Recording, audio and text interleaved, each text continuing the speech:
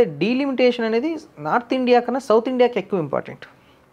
North ఇండియాలో already ఎక్కువ ఉంది, కానీ సౌత్ ఇండియాలో ఏంటంటే కొంచెం పార్లమెంట్ స్థానాలు పెరగాలి, కాన్స్టిట్యున్సీస్ పెరగాలి, at the same time development ఎక్కువగా జరగాలి. సో డీలిమిటేషన్ అనేది సౌత్ ఇండియాకి చాలా ఇంపార్టెంట్. కానీ ఇప్పుడు ఈ డీలిమిటేషన్ వల్ల సౌత్కి ఎక్కువ లాభం అంటారా, లేకపోతే నార్త్కి ఎక్కువ? నేను చెప్తుంది అదే కదా, డీలిమిటేషన్స్ జరిగితే సౌత్ ఇండియాకి ఎక్కువ ప్రాఫిట్ ఉంటుంది, ఎక్కువ లాభం ఉంటుంది, పార్లమెంట్ స్థానాలు పెరుగుతాయి, కాన్స్టిట్యున్సీస్ సంఖ్య పెరుగుద్ది. జరగడమే మంచిది అంటారు.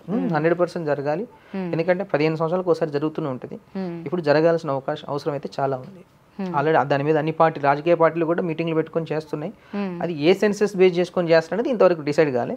అది 2001 సెన్సెస్ బేస్ చేసుకుంటారా, 2011 సెన్సెస్ బేస్ చేసుకుంటారా అనేది అది కొంచెం టైం టేకింగ్ ప్రాసెస్. 2026లో మాత్రం డీలిమిటేషన్ జరిగే అవకాశాలు ఎక్కువ ఉన్నాయి. ఓకే, అప్పటిలోగా అప్పుడు మన 119 నియోజకవర్గాలు 145 అవకాశాలు ఉన్నాయి. ఓకే.